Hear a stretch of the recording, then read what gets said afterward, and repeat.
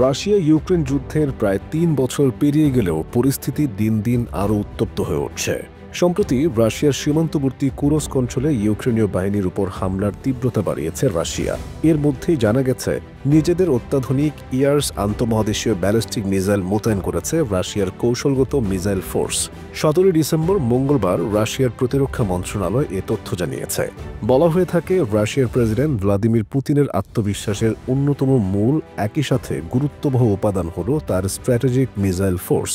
বিশ্বের সবচেয়ে শক্তিশালী মিসাইল বাহিনী বলে পরিচিত পুতিনের এই মিসাইল ফোর্স। তাই ইউক্রেন যুদ্ধে বিরাজমান স্পর্শকাতর পরিস্থিতির মাঝে রাশিয়ার উক্ত আন্তঃমহাদেশীয় ব্যালিস্টিক মিসাইল মোতায়েনের ঘটনায় স্পষ্টভাবে উত্তেজনার পারদ তুঙ্গে উঠবে বলে ধারণা করছে বিশ্লেষকরা।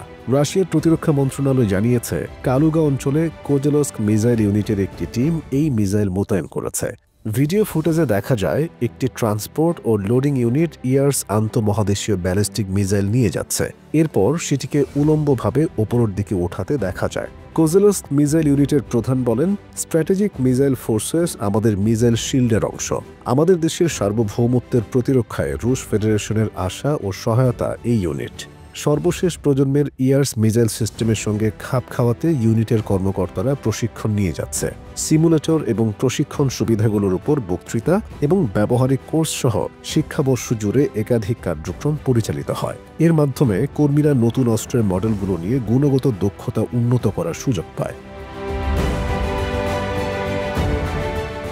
রাশিয়ার প্রতিরক্ষা মন্ত্রণালয় জানিয়েছে, কৌশলগত মিসাইল ফোর্সেস কোজেলস্ক ইউনিটের রি-আর্মামেন্ট ২০২৫ সাল নাগাদ সম্পন্ন হবে। এতে করে গ্রুপটির সক্ষমতা আরও বাড়বে।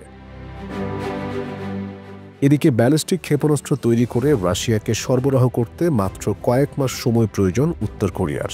ইউক্রেনের বিরুদ্ধে ব্যবহৃত অস্ত্র পরীক্ষা করে চলতি বছর এটা প্রমাণিত হয়েছে।